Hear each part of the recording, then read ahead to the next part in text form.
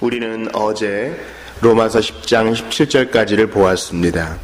믿음은 들음에서 나며 들음은 그리스도의 말씀으로 말미암았느니라. 첫 번째, 그리스도의 말씀은 신구약을 얘기하는 것이라고 했습니다. 바울은 자신이 가지고 있는 두루마리 성경이 바로 구약 성경인데 그것조차도 그리스도를 말하고 있다는 거예요. 그러면서 우리가 어제 잠깐 성막의 예를 들었죠. 모든 성경을 통해서 예수 그리스도를 통한 하나님의 사랑을 알 수 있어야 돼요. 심지어 우리가 잘 알지도 못하고 소개도 안 되어 있는 성경의 인물들, 족보들을 통해서도 우리는 직간접적으로 그리스도의 십자가 사랑과 그 은혜를 알 수 있는 겁니다. 그러므로 말씀을 들어라, 성경을 읽어라 아무리 얘기해도 그것이 가리키고 있는 주제가 그리스도를 통한 하나님의 사랑, 그리스도를 통한 하나님의 구원이라는 주제가 딱 정해져야 되는 것이지, 기계적으로 성경 많이 읽고 기계적으로 설교만 많이 들어서 된다는 것도 아닙니다. 그러므로 바울은 분명히 얘기합니다. 무엇을 들어야 되느냐? 성경을 통해 그리스도의 말씀을 들어야 된다. 그리스도에 관한 말씀, 그리스도의 말씀, 그리스도에 대하여 예언한 말씀 등등입니다. 또한 이것을 들음을 통해서 믿음이 생겨난다고 했지요. 그러므로 우린 들을 때 주의해서 들어야 된다 했습니다. 너는 떠들어라, 나는 듣겠다. 빨리 이 시간 끝나고 나는 집에 가겠다, 밥 먹겠다, 누구랑 교제하겠다. 그것이 아닙니다. 하나님의 사역자가 그리스도의 말씀을 전하고 바르게 해석할 때 그것은 하나님의 말씀이라 했습니다. 그러므로 어떠한 태도로 듣느냐, 이것이 참으로 중요합니다. 주일 저녁이 되면 저도 아이들을 앉혀놓고 예배를 드리는 태도, 성경을 공부하는 태도에 대해서 여러 가지로 점검을 해줍니다. 마음이 좀 느슨해지면 경책하기도 하지요. 태도가 중요한 것입니다.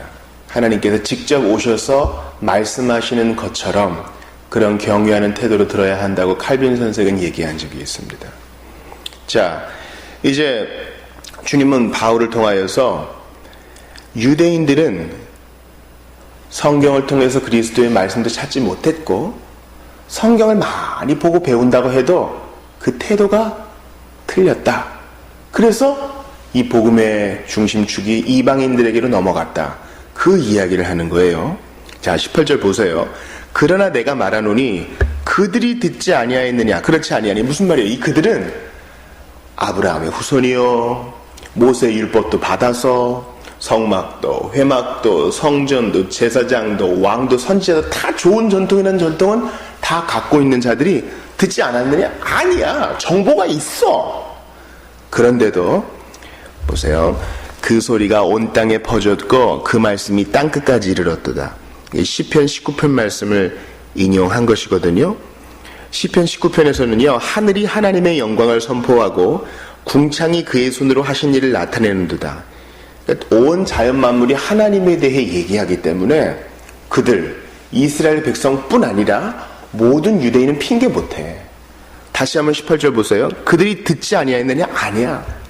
1차적으로는 하나님이 보낸 선지자를 통해 들었고 제사장을 통해 들었고 저 멀리 해변에 사는 사람들도 바다 한가운데 사는 사람들도 자연 만물을 통해 들었어. 우리가 로마서 처음 시작할 때 여기에 대해 들었습니다. 로마서 1장 20절에서 창세로부터 그의 보이지 않은 것들 곧 그의 영원하신 능력과 신성이 그가 만드신 만물에 분명히 보여 알려졌나니 그분의 능력과 신성이 그러므로 그들이 핑계하지 못한다. 집에서 요만한 화분 하나 키워보세요. 때 되면은 우리가 한 건 뭐 햇빛 좀 잘 드는데 좀 두고 온도 좀 맞춰주고 물 적당하게 준 것밖에 없어요. 어떻게 이렇게 예쁜 꽃을 다 튀어내는지, 봉우리가 다 맺히는 걸 보세요. 이거 사람이 할 수 있는 일입니까? 계절의 변화를 보세요. 달이 오묘하게 때에 맞춰서 그 형태를 바꾸는 것을 보세요. 지금 새들이 짝짓기를 하는데 그들이 기가 막히게 알을 낳고 둥지를 만들고요. 자기 하는 일에 충실한 것을 보세요. 분명히 조물주가 계시다라는 것을 알고 그들은 핑계할 수 없는 겁니다. 제가 몇몇 나라를 가봤습니다. 주로 이제 아시아에 있는 나라들을 가봤죠. 서쪽에도 가보고 남쪽에도 가보고. 근데 아무리 기독교를 박해하는 나라라 해도, 또 관심이 없는 나라라 해도 어디에나 교회가 있어요. 어디에나 교회가 있다고요. 우리나라에서도 강력한 전파로 북에 계속 복음방송을 송출하고 있습니다. 그래서 북에 있는 성도들이 중국을 통해서나 어떤 루트를 통해서든지 라디오를 이렇게 받게 되면은 이불을 뒤집어 쓰고 그 복음방송을 통해 복음을 들어요. 그래서 그들 안에 교회가 세워지고 그런 것입니다. 그러므로 정보가 부족한 것은 아니에요. 약 15억 이상의 사람이 아직까지 예수를 주로 믿지 아니했다 했지만 35억 이상의 사람은 예수를 믿고 복음에 노출되어 있는 것입니다. 그러므로 정보가 부족한 것이 아니에요. 믿음이 없는 것은 정보가 부족한 것이 아니에요. 자비교회는 계속 지나가는 사람들에게 복음을 전하기 위해서 신앙서적을 가판대에 제공하고 있습니다. 관심이 있는 사람은 누구나 다 듣고 그리스도가 어떤 분인지 알 수 있어요. 근데 이스라엘은 이러한 정보, 특혜를 다 발로 차버린 거죠. 19절 보세요. 그러나 내가 말하노니 이스라엘이 알지 못하였느냐. 먼저 모세가 이르되 내가 백성 아닌 자로서 너희를 시기하게 하며 미련한 백성으로서 너희를 노엽게 하리라. 뭡니까? 혜택을 다 발로 걷어차버린 이스라엘 보고 주님이 어떻게 하신 거예요? 그래? 너희들이 그렇게 달가워하지 않는 선물 이방인에게 주겠어. 할례도 안 받고 아브라함도 모르고 번제도 안 드리는 사람들이야. 그들에게 주겠어. 그래서 너희로 하여금 시기하게 할 거야. 여러분, 신앙생활 오래 하다 보면 영혼의 굳은살이 베끼고 또 영혼의 실증도 오게 되어서 전도도 잘 안 하고 옛날만큼 감격도 없고 그럴 때 있어요. 그럴 때 주님이 우리를 번쩍 깨우시는 게 뭡니까? 이제 막 예수 믿었는데 막 활력이 넘치는 그런 사람을 통해서 도전하실 때도 있어요. 주님은 이러한 이방인들을 통해서 이스라엘을 지금 다시 일으키고자 하시는 겁니다. 주께서 보여주시는 자연 계시는 하나님을 인정하지도 않고 찾지도 않고 예배하지도 않는 모든 것에 대해서 모든 사람에게 죄책을 묻습니다. 너는 왜 믿지 아니하였느냐? 모두가 다 이 죄책 가운데 있는데 특별히 혜택받은 것을 무시한 이스라엘을 일으키시기 위하여 주님은 예전에는 버림받았던 이방인들에게 그 복음의 기쁨을 허락하시는 겁니다. 또 20절을 보세요. 이사야는 매우 담대하여 내가 나를 찾지 아니한 자들에게 찾은 바 되고 내게 묻지 아니한 자들에게 나타나노라. 여러분, 이걸 보면서 이거 내 얘기다 라고 고백할 수 있으면 그는 그리스도인입니다. 보세요. 나, 이것은 이제 하나님을 말하죠. 나를 찾지 아니한 자들. 누구예요? 우리잖아요, 우리. 서울역, 부산행, 이런 것들을 통해서 좀비에 대해서 많은 사람들이 노출되어 있어요. 좀비의 특징은 뭐예요? 감각이 없어요. 그냥 본능대로 사는 겁니다. 살았으나 죽은 거예요. 우리는 영적 좀비처럼 하나님을 찾지 않아요. 좀비가 일어나서 살려주세요. 나를 제발 고쳐주세요. 그렇게 말하는 좀비 없어요. 우리는 찾지 않아요. 하나님이 필요합니다. 이렇게 고백도 안 해요. 그저 제멋대로 살고 있는 우리를 주님이 탁 잡으셔서 이젠 돌아가자 찾으시는 거예요. 내게 묻지 아니한 자들에게 나타났노라. 목사님, 저는 그래도 기도 열심히 해서 예수 믿었어요. 그렇게 말하는 사람은 아직 뭘 모르는 거예요. 허물과 죄로 죽은 우리를 주께서 살리셨다 했어요. 우리 준비 안 돼 있었거든요. 기도하는 법도 몰랐다고요. 아니 거듭나야 영적 생명이 있어야 기도하죠. 구하지 않고 묻지도 아니한 자들에게 주님이 먼저 손 내밀어 주셔서 천국의 문이 열려 있다. 이제 더 이상 이곳에서 있을 필요가 없다. 주님이 얼마든지 강압적으로 우리를 탁 들잡고 갈 수도 있어요. 그러나 호세아가 그 고멜에게 말로서 설득하여서 그녀의 마음을 부드럽게 한 것처럼 우리도 설득하세요. 우리의 의지를 새롭게 하세요. 예수 믿는 것이 좋구나. 내가 빨리 돌아가야 되겠구나 하는 것입니다. 주님은 고집 부리는 이스라엘을 포기하지 않으시기 때문에 이방인을 믿게 하셨고 또 그들을 시기하게 하신 것입니다. 그러므로 우리는 이스라엘 가운데 분명히 남은 자들이 있다는 것을 들어야 돼요. 많은 사람들이 믿었습니다. 골로새서 1장 23절에 보니까 이 복음은 천하 만민에게 전파된 바예요. 바울 시대에 천하 만민이 다 복음을 듣고 회개했나요? 그건 아니고 모든 종류의 사람들, 노예도 믿고 남녀 신분의 차이 없이도 듣고 군도 듣고 그랬다는 거예요. 편만하게 복음이 전파됐어요. 그럼 이제 우리에게 물어봐야 돼요. 나는 복음에 대해 아는가? 알지.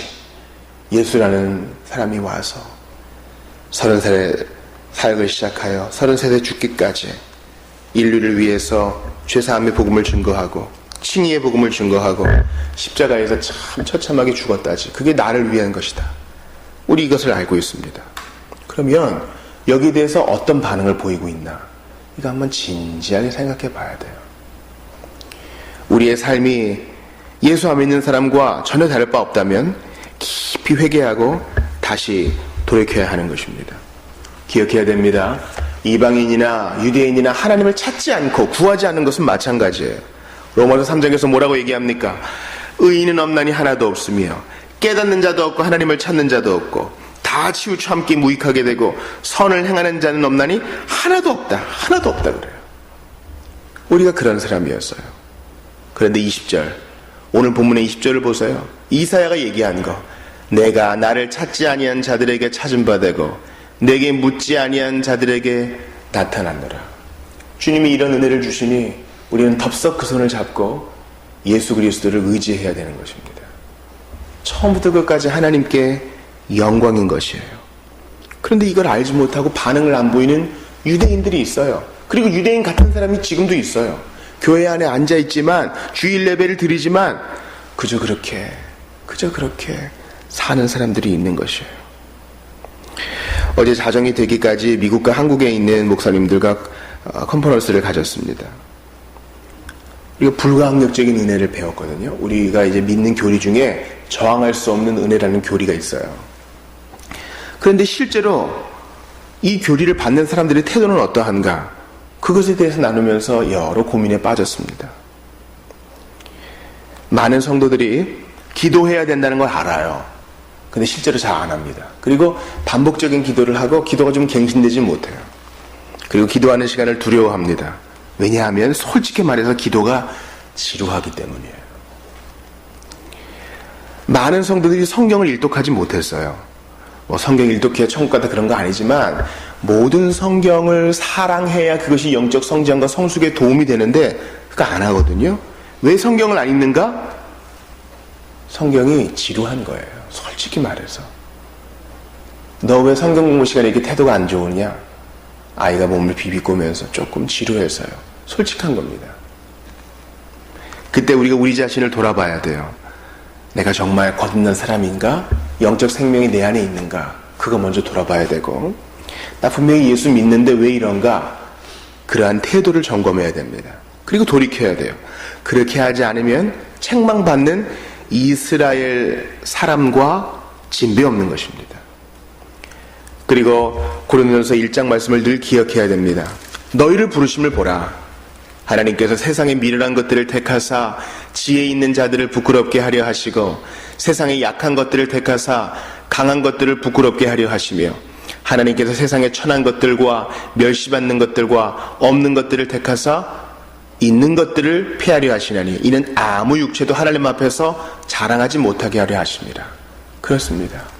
우리는 낮은 자였고 천한 자였고 하나님을 찾지 않는 자였고 하나님을 무시했던 자였고 교만했던 자였는데 하나님께서 덥석 손 내미셔서 그렇게 살면 안 돼. 나와 함께 살자. 아가서에서 그 남자가 여인에게 말하는 것처럼 나의 사랑하는 이 나의 어여쁜이야 일어나 함께 가자. 그것은 죄악된 자리니 일어나 나와 함께 평안의 나라로 가자. 주님이 이끄십니다. 그러므로 우리 자랑할 게 없어요. 유대인처럼 완고할 이유가 없습니다. 하나님 말씀 앞에 반응하지 못한다면 우리 자신을 치면서 복종시켜야 하는 것입니다. 문제는 은혜를 이해하지 못했다는 데 있는 게 아니라 거부하는 데 있어요. 싫어하고 지루해하는 거예요. 주여, 이러한 마음이 제게 있는 것을 솔직히 인정합니다. 저를 좀 돌봐달라고 간절히 부탁해야 돼요. 출애굽기에서 하나님께서 모세를 부르시고 율법을 주셔요. 이 율법의 말씀을 모세가 백성에게 딱 전한단 말이에요. 백성이 두 번이나 뭐라 그래요? 그거 내가 다 지켜 행하겠습니다. 그래요. 말도 안 돼요. 못 지킨다 그래야 돼요. 저희는 못하니 도와달라고 해야 되는데 이스라엘 백성은 교만해요. 다 할 수 있어요. 다 할 수 있어요. 뭘 다 해요? 금송아지 만들고 하나님을 버렸는데요. 우리는 이러한 성향을 솔직하게 인정하고 주여 나를 도와주소서. 주께서 내게 은혜를 베푸시고 많은 특혜를 주셨는데 그러한 것들을 가볍게 여기지 않도록 도와달라고 간절히 기도해야 됩니다. 하나님 앞에 반응을 보이는 신앙이 될 수 있도록 도와달라고 간절히 기도해야 되는 것입니다. 보잘것없는 나 같은 자를 구원하신 하나님께 감사하고요. 주님께서 주님을 찾지도 않고 구하지도 않았던 내 인생에 찾아오셨던 것처럼 다른 이들에게도 그렇게 해주시기를 간절히 구하는 오늘 아침이 되기를 바라고 원합니다. 우리 한번 같이 기도합시다. 정보가 없는 것이 아니에요. 믿지 않으려고 하는 그 고집이 문제입니다. 싫어하는 태만이 문제예요. 내게 그런 성향이 없어지도록 기도하고 아직까지도 하나님 앞에 이러한 무덤덤함, 완고함이 있는 자들, 그 철옹성 같은 마음이 무너지도록 여러분 기도해 주십시오. 또한 개인 기도해 주시고 나라 민족을 위해서도 기도해 주시기를 바랍니다. 우리 개인 기도하시다가